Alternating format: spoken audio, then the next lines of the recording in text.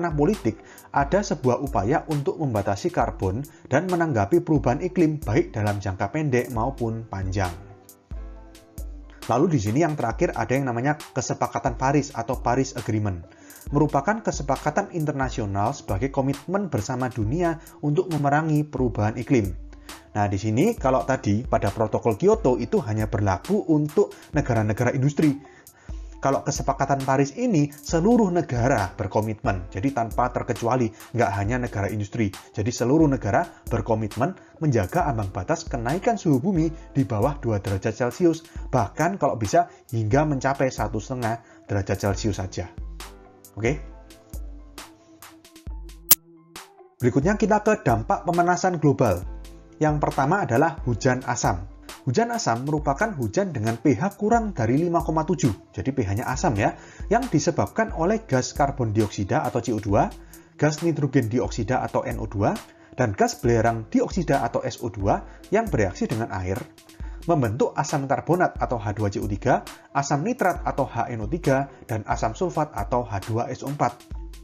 Kalau untuk reaksinya, di sini saya sudah pernah bahas waktu di kimia di kelas 11 dulu ya.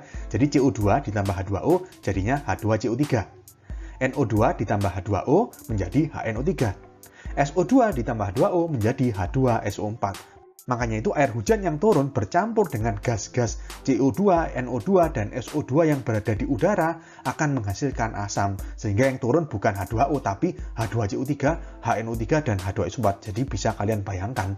Ya, pH-nya kurang dari 5,7. Oke, jadi hujan asam ini menyebabkan kerusakan hutan, kerusakan bangunan, dan kematian biota air karena pH-nya terlalu rendah. Berikutnya, perubahan iklim. Kenaikan suhu bumi mempengaruhi pergerakan angin sehingga mempengaruhi perubahan musim dan iklim. Ya, kita tahu ya, gak usah jauh-jauh, di Indonesia saja harusnya kan misalkan musim kemarau itu April sampai Oktober, musim hujan itu Oktober sampai April. Karena perubahan iklim, terkadang pada saat harusnya musim kemarau malah hujan, dan pada saat musim hujan ternyata kemarau malah jadi kering. Ya, mengakibatkan perubahan iklim atau ketidakpastian iklim, ketidakpastian cuaca. Berikutnya, mencairnya es di kutub. Ini menyebabkan kenaikan permukaan air laut, bergesernya garis pantai, dan tenggelamnya pulau-pulau kecil, terutama pulau-pulau yang dataran rendah. Berikutnya, menurunnya produksi pertanian. Jadi musim yang tidak menentu itu tadi akan menurunkan produktivitas pertanian yang menjadi gagal panen gitu ya. Lalu kekeringan juga menyebabkan tanah menjadi tidak produktif lagi, tidak bisa ditanami lagi, tidak bisa menghasilkan, tidak produktif. Berikutnya, menimbulkan banyak penyakit. Kenaikan suhu menyebabkan virus dan bakteri menjadi semakin aktif, juga membuat nyamuk sebagai penyebar penyakit bertahan hidup lebih lama. Kemudian lubangnya lapisan ozon, terutama karena gas CFC ya, mengakibatkan paparan radiasi ultraviolet dari sinar matahari yang dapat menyebabkan kanker kulit. Yang terakhir, berkurangnya spesies flora dan fauna. Jadi hewan dan tumbuhan yang tidak dapat beradaptasi terhadap kenaikan suhu maupun perubahan iklim atau perubahan cuaca dan juga yang kehilangan habitatnya akan terancam kepunahan. Berikutnya kita ke upaya penanggulangan pemanasan global. Di sini secara umum ada 6 ya. Yang pertama dengan penghematan energi, yang kedua penggunaan energi terbarukan yang ramah lingkungan, yang ketiga penanganan sampah, yang keempat pencegahan kerusakan hutan, yang kelima meminimalisasi penggunaan CFC atau freon, dan yang keenam uji emisi gas buang kendaraan dan pabrik. Kita bahas satu persatu. Yang pertama adalah penghematan energi. Jadi bisa dengan dua cara, mengurangi penggunaan BBM, yang kedua mengurangi penggunaan listrik. Mengurangi penggunaan BBM dilakukan dengan menggunakan alat transportasi umum, lalu berjalan kaki atau menggunakan sepeda jika pergi ke tempat yang tidak terlalu jauh, dan membangun infrastruktur yang baik untuk mencegah kemacetan yang akan menyebabkan peningkatan efisiensi penggunaan BBM. Ya, jadi kemacetan itu menyebabkan BBM itu terbuang percuma. Terbuang percuma hanya mengakibatkan emisi gas CO2 yang sangat besar, gitu ya. Jadi di sini dengan mengurangi penggunaan BBM diharapkan dapat menurunkan emisi gas rumah kaca, terutama gas CO2, ya, yang menyebabkan pemanasan global. Lalu yang kedua, mengurangi penggunaan listrik. Ini mematikan lampu atau peralatan listrik jika tidak digunakan.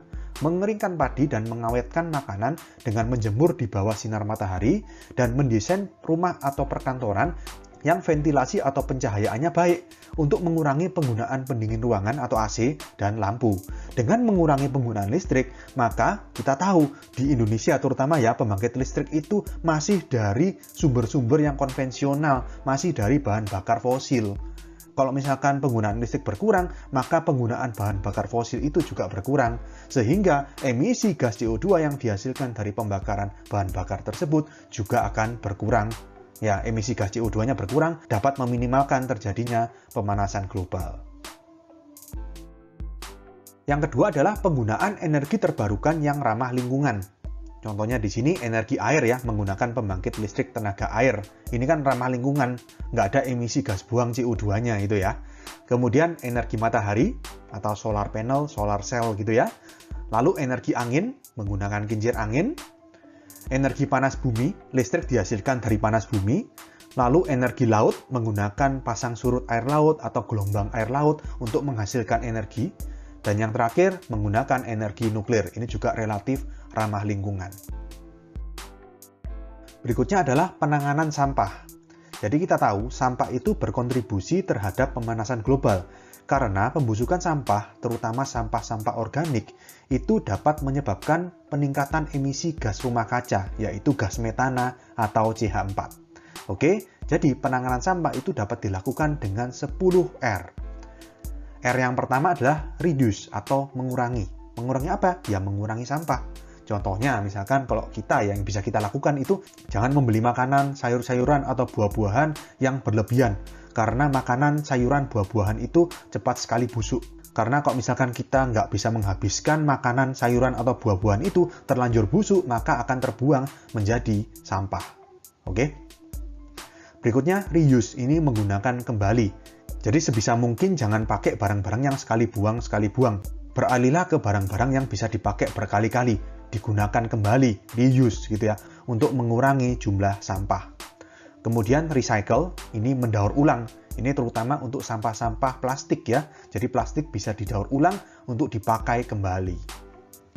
Yang keempat, replace atau mengganti. Jadi mengganti produk-produk yang berpotensi menjadi sampah. Misalkan yang awalnya pakai tas belanjaan yang tas kresek atau plastik, diganti dengan membawa tas sendiri untuk mengurangi sampah plastik. Contohnya seperti itu. Berikutnya repair atau pemeliharaan. Ya, ini untuk barang apapun. Ya, harus dipelihara. Karena kalau misalkan barang itu nggak dipelihara, menjadi rusak akibatnya ya ujung-ujungnya menjadi sampah. Jadi repair juga termasuk tindakan untuk mengurangi jumlah sampah. Berikutnya composting, ini membuat kompos ya. Jadi sampah-sampah organik itu dipisahkan dari sampah yang anorganik. Kemudian sampah organik itu diolah dibuat kompos. Kompos itu kan pupuk ya, menjadi pupuk yang berguna. Nah, lalu di sini masih nyambung ya, replant atau menanam kembali. Jadi kompos tadi kan dijadikan sebagai pupuk, sehingga menyebabkan tanah menjadi subur, dan pada tanah yang sudah subur itu ditanami ulang. Ya, karena kita tahu tanaman itu dapat menyerap gas CO2 yang ada pada atmosfer. Ya, karena dia kan harus melakukan fotosintesis. Kalau gas CO2-nya diserap oleh tanaman, maka diharapkan dengan menanam banyak sekali pohon dapat mengurangi emisi gas CO2. Berikutnya refill, ini mengisi ulang. Contohnya gini, misalkan biasanya kalian kalau misalkan pergi kemana-mana, minumnya dari air botol yang sekali pakai buang itu ya, diganti pakai membawa botol minum sendiri yang bisa diisi ulang atau refill. Itu juga termasuk tindakan penanganan sampah atau mengurangi jumlah sampah. Jadi ini berkaitan dengan replace yang tadi. Mengganti produk-produk yang sekali pakai menjadi produk yang bisa dipakai berulang-ulang untuk mengurangi jumlah sampah. R berikutnya refuse atau menolak membeli atau mengkonsumsi. Jadi misalkan kalian pergi ke toko itu menolak untuk pakai kantong plastik atau kantong belanjaan kresek itu karena kalian sudah membawa tas belanjaan sendiri. Dan yang terakhir adalah rethink atau memikirkan kembali. Ya ini nyambung sama yang tadi. Kalau misalkan beli makanan, sayur-sayuran atau buah-buahan harus dipikirkan kembali apakah kita sanggup untuk menghabiskannya. Karena kalau nggak sanggup menghabiskannya atau mengkonsumsinya, di mana sayur dan buah itu merupakan barang yang cepat sekali busuk, maka pada akhirnya juga akan menjadi sampah. Oke?